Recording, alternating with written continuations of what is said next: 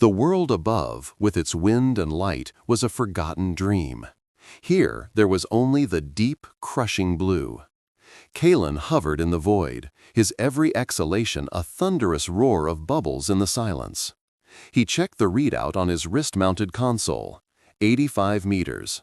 The water was a mere 3 degrees Celsius, and the cold seeped through his advanced dive suit like a premonition. This is it, he thought, the words a sterile internal mantra. The lacustrine anomaly L7, the sunken forest.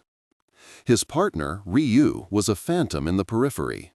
Where Kalen moved with the deliberate, weighted caution of a man encased in technology, Ryu was a fluid extension of the water itself. He wore only a minimal rebreather, his fins propelling him with effortless, sinuous grace. He pointed a gloved finger downward, into the abyss. Kalen followed the gesture, and there it was. It wasn't a forest as the world above knew it. It was a graveyard of ghosts.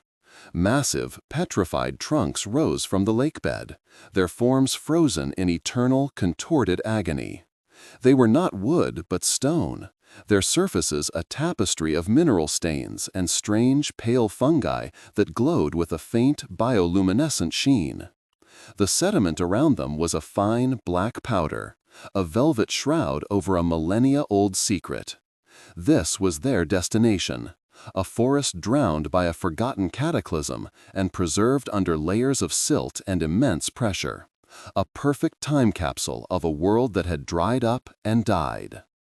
The canopy, Ryu's voice crackled, clear and calm in Kalen's comms. It was always calm. It irritated Kalen, that preternatural calm. Looks intact. Focus on the target, Ryu, the core sample, the data. Kalen's voice was tighter, clipped. For him, this was a mission of extraction. These trees held isotopes, pollen, and carbon locked within their stony hearts.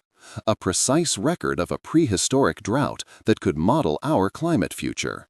That was the prize. The haunting beauty was a distraction, a variable. Ryu simply nodded, his eyes, visible behind his mask, wide with a reverence Kalen could not afford to feel. They descended into the forest. The light from their headlamps cut swaths through the profound darkness, illuminating the silent, towering forms. The water was thick, heavy with suspended silt. One wrong move, and visibility would drop to zero.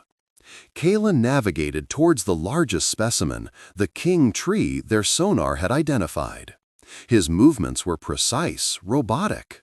He unlatched the core drill from his hip, a sleek titanium apparatus designed to extract a pencil-thin cylinder of the petrified wood without compromising its structure.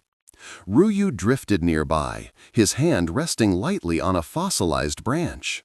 "Can you feel it, Kalen?" he murmured. "The silence here. It's not empty. It's full. It remembers." "I don't have the luxury of feeling, Ryu. I need facts." Kalen positioned the drill against the trunk. The high-pitched whine of the diamond-tipped bit was an obscene violation of the silence. A cloud of stone dust plumed into the water. The drill bit seized. A low, groaning crack echoed through the water, a sound so deep it was felt in the bones more than heard.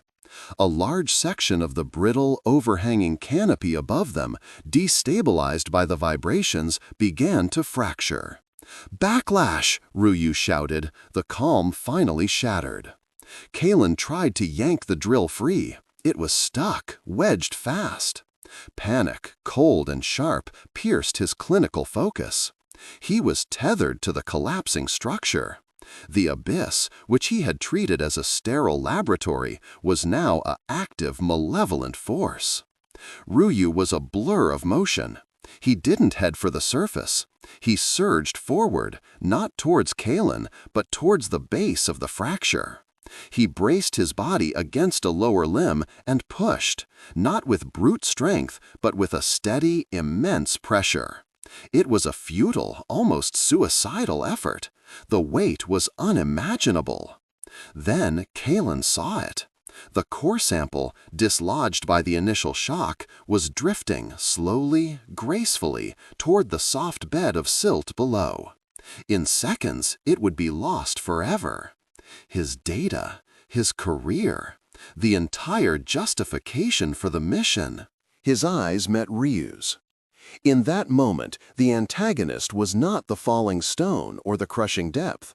It was the conflict within Kalen himself, the cold ambition of the scientist against the desperate human need to not be responsible for another's death. Ryu, in his silent, self-sacrificing struggle, was the embodiment of everything Kalen had forced himself to ignore: the connection, the context, the life of the thing he was studying. With a guttural cry that was lost to the water, Kalen made his choice. He slammed the release on the drill, sacrificing the expensive tool. He kicked hard, not for the sample, but for Ryu. He grabbed the freediver by the shoulder and hauled him back just as the massive petrified limb sheared off and crashed down, impacting the spot where Ryu had been and sending a shockwave through the water. The two men tumbled back into the open water, the forest groaning its protest around them. Silence returned, deeper and more profound than before. The cloud of silt began to settle, revealing the new, brutal sculpture of the fallen canopy. The drill was buried. The king tree was maimed. Kalen floated, his breath ragged in his ears. He had failed. Then Ryu tapped his shoulder. In his hand, he held the core sample. He had snatched it in the single, fluid moment after Kalen had pulled him to safety. You got it," Kalen stammered, his voice hollow. Ryu nodded, placing the cylinder of stone into Kalen's gloved hand. It was heavier than it looked. "You came back for me," Ryu said, his voice back to its usual calm, but now layered with a new warmth. "The data is safe." They began their slow, controlled ascent, stopping at decompression zones. Kalen held the core sample, no longer seeing just a data set. He saw the rings within, the millennia of seasons, of rain and drought, of life and sudden death. He saw the tree it once was. Ryu had not just saved a sample, he had saved Kalen from the abyss of his own ambition. As they rose, the blue above began to lighten.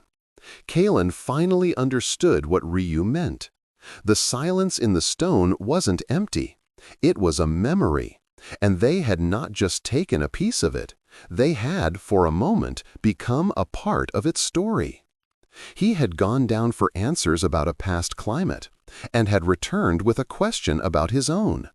The sample in his hand was no longer just a key to the past, but a mirror to the present, and he, Kalen, was now part of the record it would one day tell.